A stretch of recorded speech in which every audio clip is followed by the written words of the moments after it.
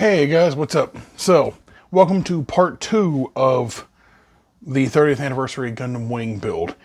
So, what I've done is I've gone ahead and I've gotten everything cut off the runner and assembled, and I went ahead and got all of our gap filling done. Now, I didn't use anything like Tamiya gap filler because, given the fact that the Talgeese is a relatively simplistic design compared to something like a Gundam, especially the Gundams in the Wing mythos, there's not a lot of heavy gapping in some of these areas, so I went ahead and decided to do it in a method that I have used a lot. It's an old Warhammer method. Well, I say old, it's an older Warhammer method. Known as sprue goo. What this is essentially you just take your plastic sprues that are left from your models when you're done using them, and you cut them up into little pieces and put them into a bottle of plastic cement once you're done using it, and you get this thick, putty-like substance that you're then able to use as a gap filler. It works really well because what it's designed to do essentially is exactly this. Now, what I'm going to do is I'm going to take my decal shears and I am going to trim off some sandpaper so we can get some of these parts trimmed up and good to go. That's shot across the room. So we're going to take a piece of our 600 grit Madworks sandpaper and a piece of our 400 grit Madworks sandpaper.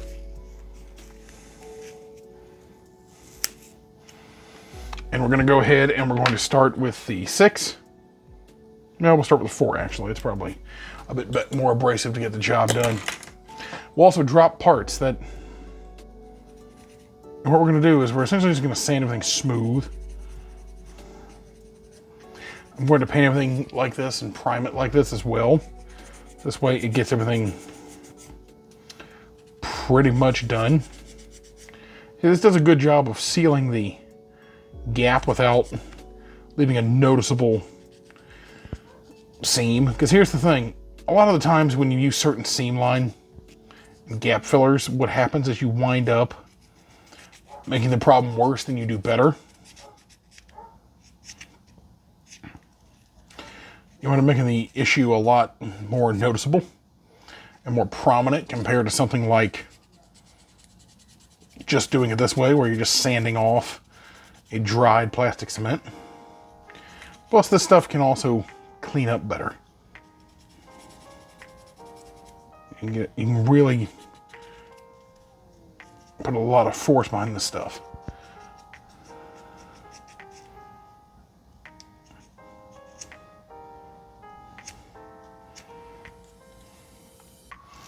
And for the most part, what you get is a pretty smooth finish.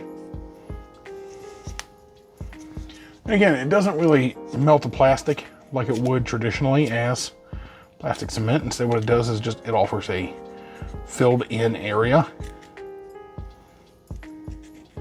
because it acts more like a putty and less like a actual means of damaging the plastic.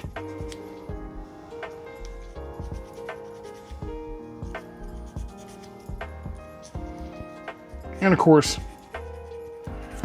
this is considered cathartic to many people because it is.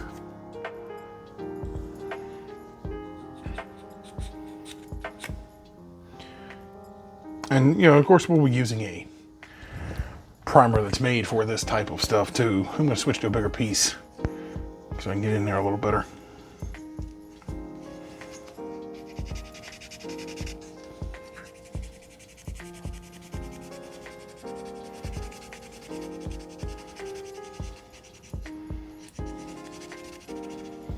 Now, essentially, what we're trying to do here is we're trying to do our little amount of work as possible to get this done. You can understand something. These old kits, while they are charming, you have to do a lot for these kits to get them to look good. And I've learned that by doing a competition piece with one of these and doing a couple of collectible pieces with these. Old kits like this really require a lot of TLC. And what I mean is you're going to have to spend a lot of time doing stuff like this, sanding and, you know, gap filling and things like that. But it looks good in the long run. What you wind up getting essentially is it's not really going to be a model at that point. It's going to be more of a traditional Gundam model. It's going to be more of a traditional statue. The problem you're going to be careful of a lot of times is that due to the age of these kits, some of the details aren't cut in the best. So what we're running into is we got to be careful because we don't want to sand off major details. There is, of course, a scriber you can do that with. I mean, that's what your scribe tools exist for. But I prefer to not have to do that. As long as you're gentle and you take your time, you really shouldn't have a problem.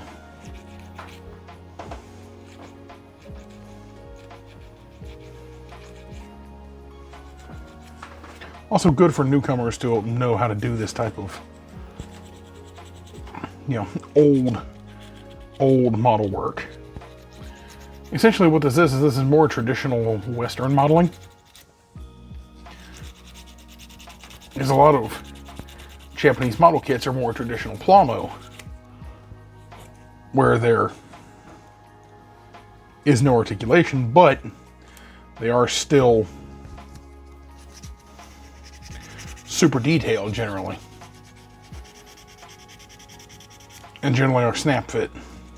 The reason they're snap fit I don't really know, but I think it has a lot to do with probably culture, but also safety. Because what we're trying to do there obviously is get rid of that noticeable transition between panels, because again, a lot of these old panels on these didn't line up the best. And again, I wouldn't usually care, especially on more modern high grades where a lot of this stuff's going to be covered up by skirting or paneling, but it's not the case here. A lot of this is going to be noticeably visible since, well, one, the design of the tall geese, but also the fact that the tall geese is a noticeable, more bare design than something like the Wing Zero, where it doesn't have the same level of surface detail. And you have to be a lot more careful with one of them.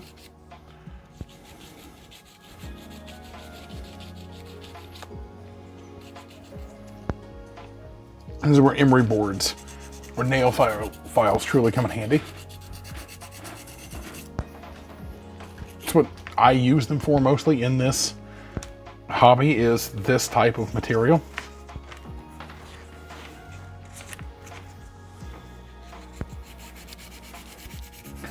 So what we're going to do is try to get everything as smooth as possible without losing shape or definition.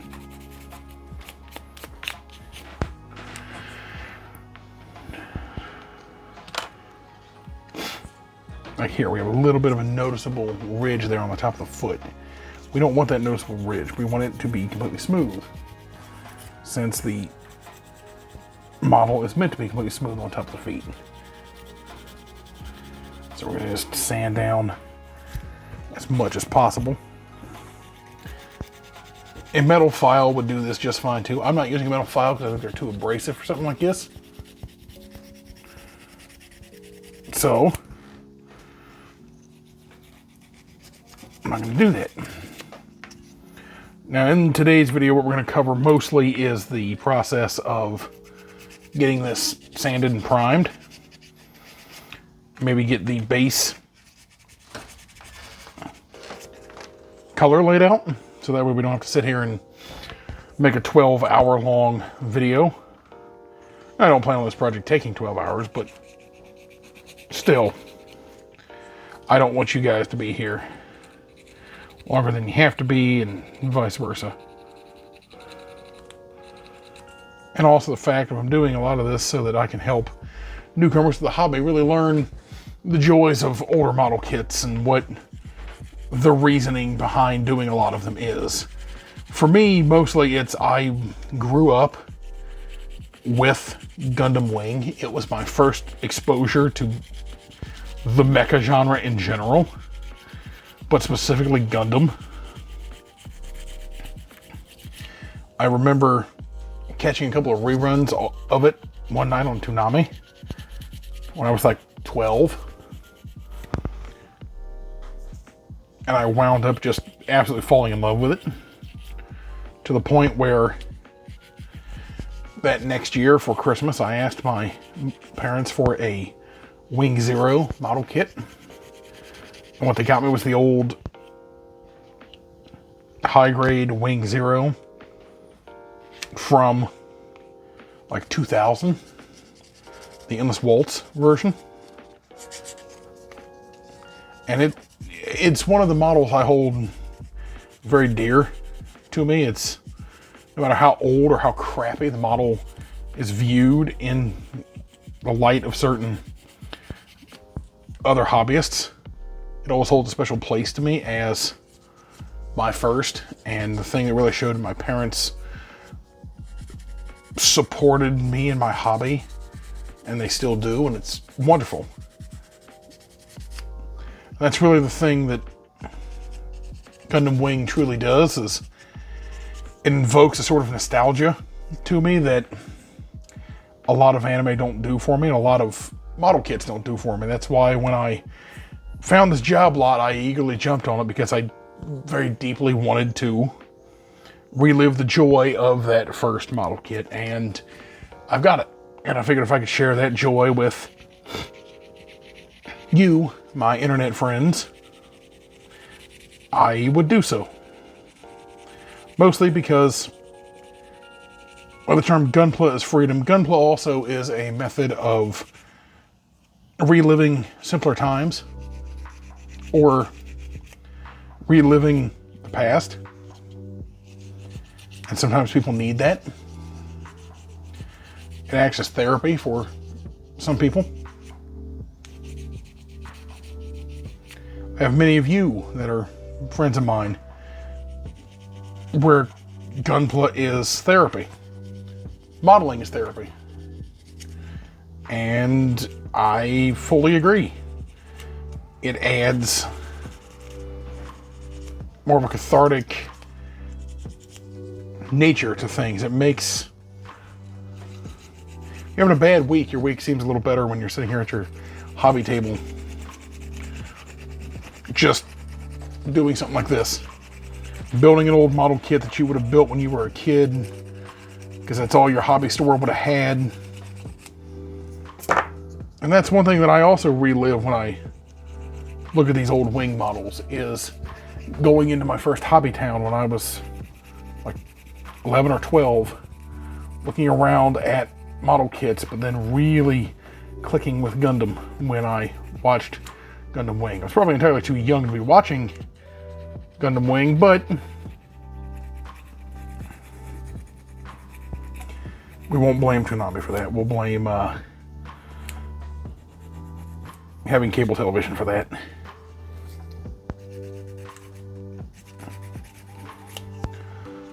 That's why whenever I see that Toonami is just a shell of what it used to be, kind of sucks.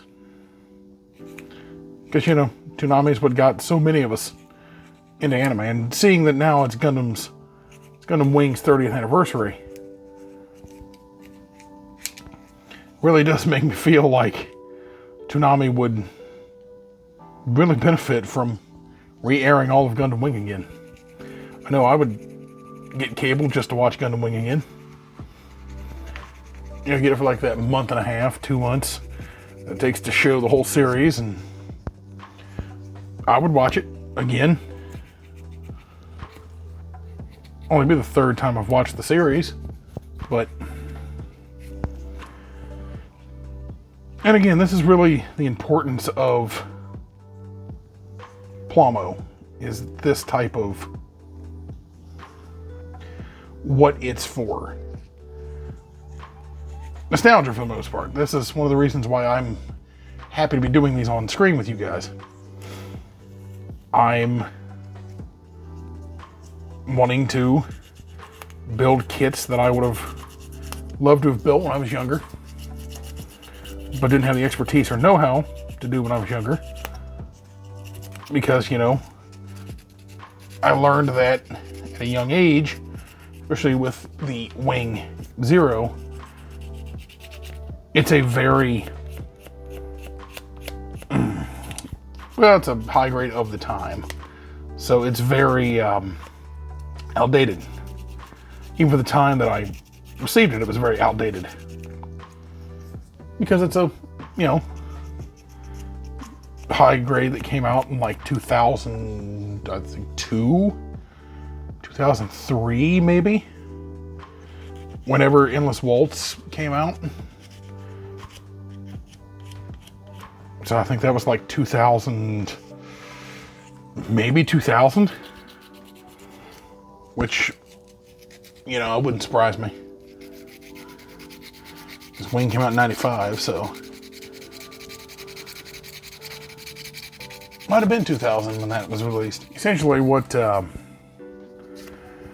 point of me doing this is that if I can celebrate the anniversary of one of my things that got me into the genre I'm into now, and got me into wanting to do this as a job, this as a way of spreading my love for my hobby and my love for the thing that made me to the person I am today,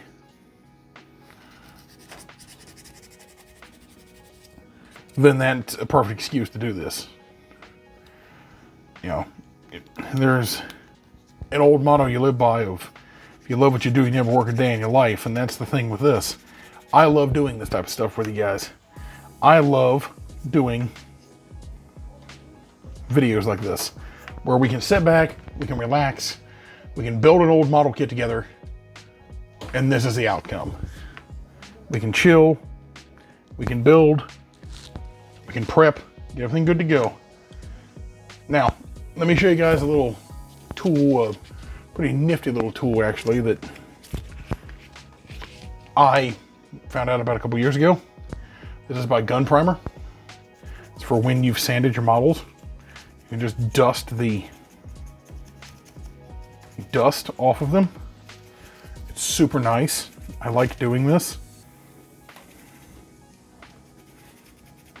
It's an anti-static brush too, so that'll help a lot with airbrushing the primer. Sometimes it's a good idea to put a little bit of like rubbing alcohol on a rag and cover the model with it so you can get some of the mold release compound off, but we've done enough modification to this where that's not going to matter too much. Brush my hand off too. Now, with this being pretty much a non-grade, what that essentially boils down to is we're going to have to do a lot of work. But since this is not as complicated as something like the Wing or the Death Scythe, specifically the Death Scythe Hell, because I have the model kit for the Death Scythe Hell from this time period, and oh boy, it's a pretty bad kit. Well, it's not a bad kit. It's a kit that requires a lot of work. It is so outdated. Like, it is a kit that requires so much stuff. So many things to be done. You would have to spend over probably half your time building the kit just prepping it for paint. Since the rib cage on the Death Scythe Hell is a prominent thing, and you'd want that to be a noticeable feature, since it is a noticeable feature on the Death Scythe Hell. It's not really a noticeable feature on the small model that we were given at this time period. What I'm doing is I'm tearing off pieces of the emery board that are frayed too much for me to use properly. So that can be a problem. I've got it already on cocktail sticks, so that way when I go to prime everything, it makes the job easier. And I'll have you guys in the booth with me when we prime everything. Let me just, yeah, disassembling that's fine, probably. I didn't opt to omit the articulation on this like I did with my competition pieces because, well, they're competition pieces. They don't really need to retain articulation. This, I want to retain some of its articulation. But it's because it's honestly not a bad looking version of the tall geese either. It's honestly quite a nice looking version of that. So it doesn't really need to have the same treatment as a lot of these older kits. Because a lot of these kits, they either translate into, they look great for the time period, like this one looks just fine for the time period it's from, because it's a relatively simplistic design that doesn't require a lot of, you know, over detail to make it look good. Or you run into the aspect of it's something like the God Gundam, where it requires like 90% of its kit to be modified or resculpted or have new panels cut in or have new parts of the kit put on. It's not a fun process. I have that model. I'm not looking forward to building it. It'll probably be a statue.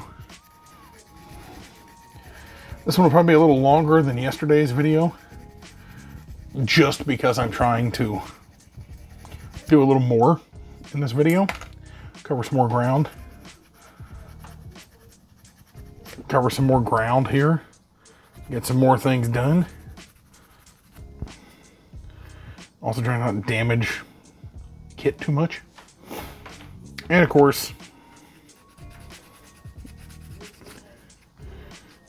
you don't want to get things super distorted either, so that's another thing you want to be careful of, is super distorting a lot of these kits.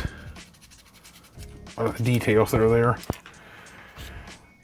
Luckily, there's not much we really have to sand because, again, with it being such a simplistic design for the Tal Geese, that it doesn't require much in the way of prep work, really. Which is good, because it means that it makes our final process easier. Now, like right here, this one here on the top, normally I would do the process I've been doing, but since it's going to be faster to just use a flat metal file, that's probably the move I'm going to do, because this is just a flat area. It doesn't require really anything in the way of detail to be preserved. And for your flat areas, you can do this no problem, and it's going to look fine.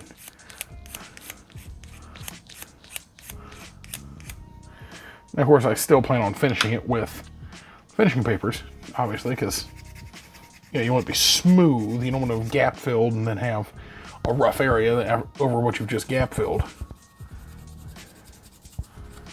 Let's turn this around.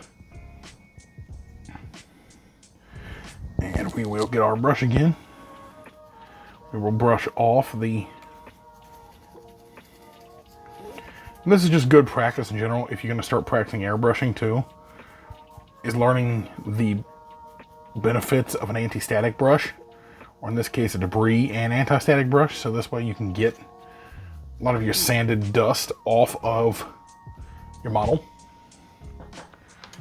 Because that's important. You have to not have grit on the surface, so that way when you go to work with the model, it looks good. I'm going to finish the sanding process here, and I'm going to speed this up, and then we will meet you at the booth. Alright, so things may sound a little weird. I have got a respirator on, obviously, because I'm going to be airbrushing, and this is going to be on. So I'm going to probably have music going for this whole part, since I don't think you guys really want to hear a respirator and a fan blowing. But the primer we're going to use is going to be Mr. Color Aqueous Surfacer 500, since this is what we're going to use for the majority of the model. It's going to be Mr. Color. So let's go ahead and get it prepped. I'll go ahead and turn some music on as soon as I get done mixing this. This way you guys won't have to hear a respirator. We may as well just dump this directly from the bottle because it's easier. We have a little bit left in there, so it'll be enough to use for other things. We're going to use some of this high compatibility thinner. Great stuff to use if you do a lot of plomo. Then you have to buy certain primers. Looking at you, Tamiya.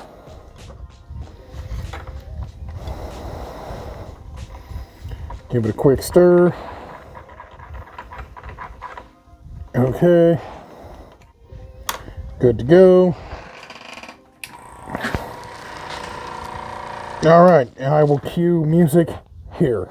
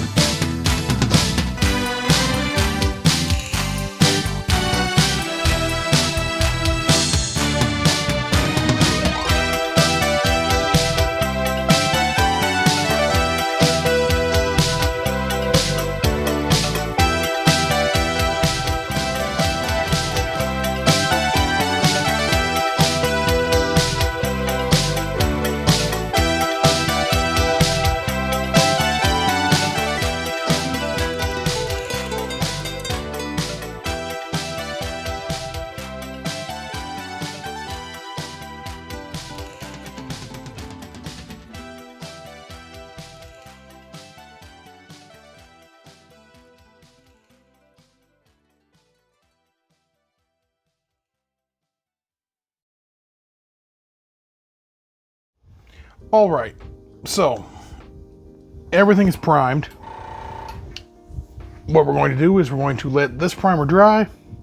Probably going to give it overnight, and then I'm going to come back tomorrow, do some pre-shading in a lot of this areas, then brush prime in some areas I forgot. I'm going to clean up the airbrush, and then tomorrow I hope you'll join me for the pre-shading and then base coating of about 90% of this kit.